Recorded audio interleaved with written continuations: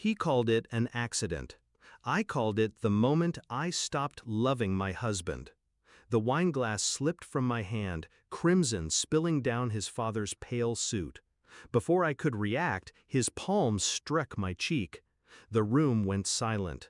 The only sound was the drip of Merlot on the marble floor. "You stupid maid," he spat, loud enough for every guest to hear. I looked at my husband. I thought I'd see shock or anger at his father. Instead, I saw indifference. "Apologize," he said, voice cold, "or get out." So I got out. I didn't go home that night. I didn't cry. I sat in my car, hands steady, and replayed every moment of our 5-year marriage. The night we met, when he called me the most graceful woman in the room. The promises of partnership. The vows. I'd believed him, believed them. But the truth had been unraveling slowly. His mother's jokes about my background, the way they corrected my manners like I was staff, not family. My husband always smoothed it over, told me I was too sensitive. I wanted to believe him. I needed to. Until that slap, that word, that ultimatum. 2 days later, I went back to the house while they were at work. My key still fit. I moved through the rooms like a shadow, gathering documents, photographing statements, and pulling every account detail I could find. My husband handled their finances. I'd seen him brag about how everything, from the family company to the house deeds, flowed through accounts in his name. But he'd gotten lazy, careless, passwords saved on browsers, contracts left in drawers. I wasn't after money, not yet. I was after control. The first step was settle. I had my name removed from the joint accounts, then flagged unusual activity in their business accounts with the bank. Activity I had created. Purchases that would require explanation, meetings that never happened. Next, I called their biggest supplier, posing as a junior accountant. I hinted there were payment issues. Suppliers hate uncertainty. It's contagious. Orders got delayed. Rumors spread.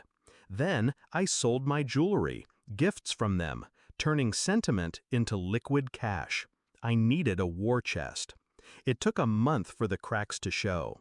My husband came home one night, jaw tight, tie askew. "The accounts are frozen," he snapped. "Bank error." He said it like a command for me to fix. I smiled. "Maybe you should apologize to them," I said. He didn't catch the reference. I waited until his father's annual shareholders meeting. They were already on edge. Their investors had been getting anonymous tips about mismanagement and personal misconduct. I'd made sure of it.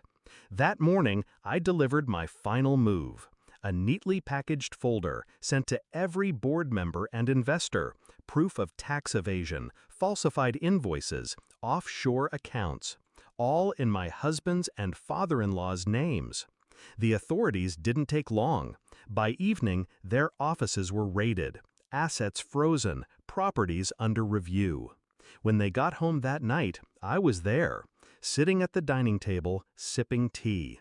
The same spot I'd been humiliated in months before. My husband's face was pale. His father's suit, this one navy, was wrinkled, his hair disheveled. "What did you do?" my husband asked. I set my cup down. "I got out," I said softly. His father stepped forward. "You little—" I raised my hand. "Careful. You know how messy accidents can be." He froze. I slid an envelope across the table. Inside was a single sheet, divorce papers, signed. "My lawyer will handle the rest," I said.